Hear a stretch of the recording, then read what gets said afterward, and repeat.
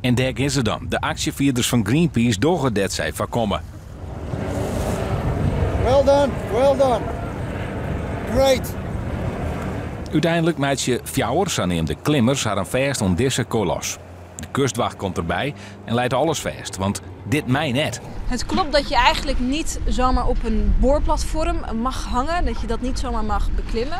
Maar als je kijkt waar het over hier gaat, we hebben het hier over boringen naar gas. Dat is slecht voor het klimaat, dat is slecht voor de mensheid. En dat zijn grote belangen die hier op het spel staan. En daarom vinden wij deze actie wel gelegitimeerd. Joet stierde de politiekleer in Lauwerzeeg en pakte 3 Greenpeace-meewerkers op die het zeeziek van de Noordzee aan. Maar de actie gaat gewoon terug en kreeg ook een vervolg op Schiermonnikoog. Wij hebben als gemeente Schiermonnikoog en onze gemeenteraad heeft dat uitgesproken dat gas niet meer van deze tijd is. Bovendien komt daar nog eens bij dat we hier in een kwetsbaar natuurgebied zitten. Schiermonnikoog is een nationaal park, het Waddenzee werelderfgoed, dus daar moet je gewoon niet aan beginnen. En zeker bij twijfel niet oversteken, dus het is echt heel jammer dat dit nu gaat gebeuren. Maar zolang deze mensen op het boorplatform hingen, wordt er net boord.